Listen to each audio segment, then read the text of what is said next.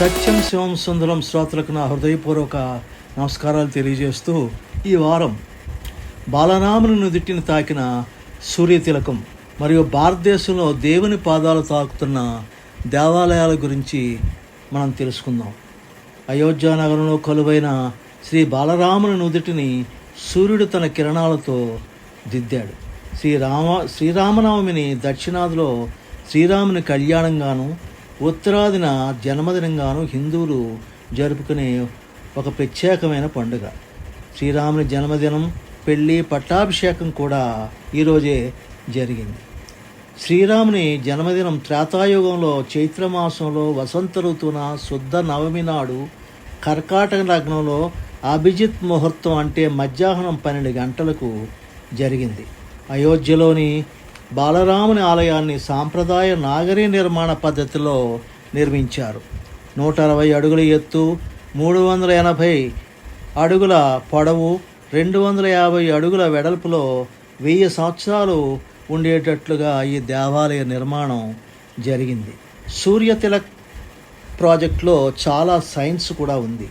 Indian institute of astrophysics, Bengaluru science and technology విభాగం ఆధ్వర్యంలోని స్వయం ప్రతిపత్తి సంస్థ ఈ ఇన్స్టిట్యూట్ అయోధ్యలోని సూర్యతిలక ప్రాజెక్టులో కీలక పాత్ర పోషించింది. కాన్పూర్లోని ఐఐటి మాజీ డైరెక్టర్ ఖరాండికర్ శ్రీరామనవమి సందర్భంగా 17 ఏప్రిల్ 2024 మధ్యాహ్నం 12 గంటలకు శ్రీరాములల్లా నుదుటిపై సూర్యకాంతి మళ్లింపబడింది మరియు ఈ ఆచారం ప్రతి సంవత్సరం పునరావృతం అవుతుందని ఆయన తెలిపారు.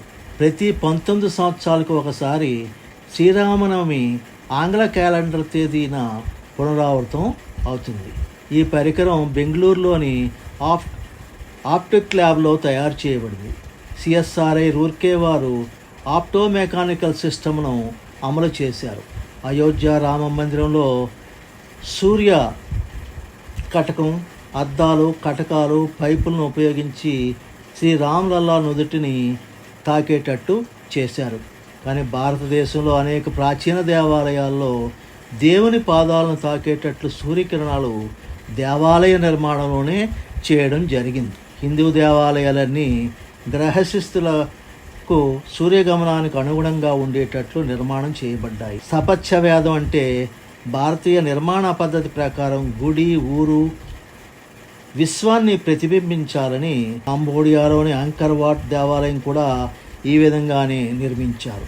ఈ నిర్మాణం సూర్యుని కిరణాలు దేవాలయంలో ఉన్న విగ్రహ పాదాలను తాకేటట్లుగా ఉంటుంది. ఈ విధంగా భారతదేశంలో ప్రాచీన కాలం నుంచి అనేక పెద్ద చిన్న దేవాలయాలను నిర్మించారు. అందులో కొన్నిటిని గురించి ఈరోజు తెలుసుకుందాం. నా వీడియోలు మీకు నచ్చినట్లే తప్పనిసరిగా సబ్స్క్రైబ్ చేసి నన్ను మీరు ఎంకరేజ్ చేయవలసిందిగా మరొక మారు కోరుతూ, భారతదేశంలో ఉన్నటువంటి భగవంతుని పాదాలను తాకే సూర్య దేవాలయాలు గురించి తెలుసుకుందాం. ఇందులో మొట్టమొదటిది పద్మనాభ స్వామి ఆలయం. ఇది తిరువనంతపురంలో కేరళలో ఉన్నటువంటి ఒక ప్రాచీన ఆలయం. ఈ ఆలయ ప్రధాన దేవత శ్రీ విష్ణుమూర్తి.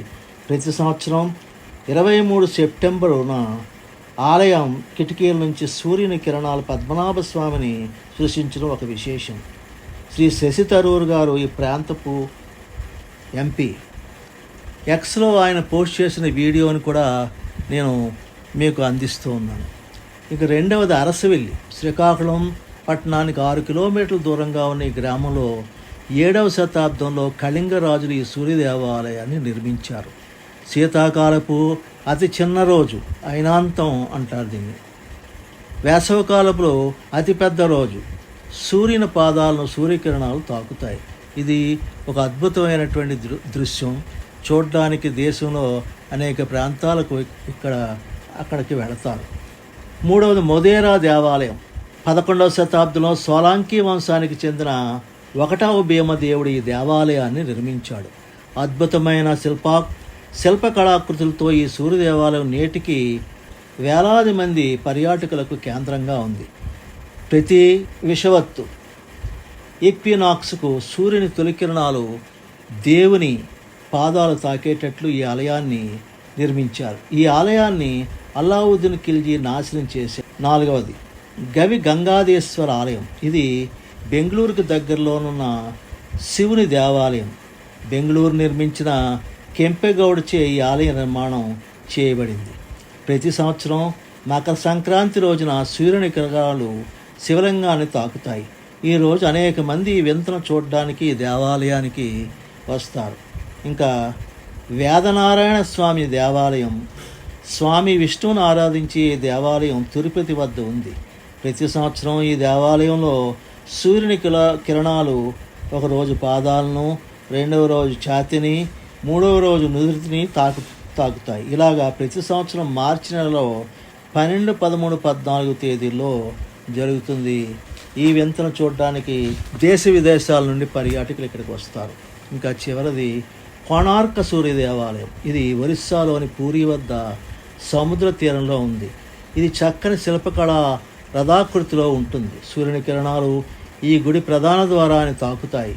ఈ దేవాలయం పూర్తిగా ఖగోళ శాస్త్ర ప్రకారంగా నిర్మించడం జరిగింది. ఈ దేవాలయంలోని సూర్యుని ప్రతిమ గాలిలో ఉండేదట, కానీ ఇప్పుడు లేదు. ఈ రథచక్రాలు సూర్యుని గడియారంగా పనిచేస్తాయి. ఇలా మన హిందూ దేవాలయాలు ఖగోళ శాస్త్ర ప్రకారం నిర్మించబడ్డాయి. మరి సూర్యుని కిరణాలు దేవుని పాదాలు త్రాకే దేవాలయాన్ని గురించి మీకు తెలిస్తే తప్పక కామెంట్లో పెట్టండి. ఈ వీడియో మీకు నచ్చినట్లయితే సబ్స్క్రైబ్ చేయండి, షేర్ చేయండి, కామెంట్ చేయండి. జై హింద్.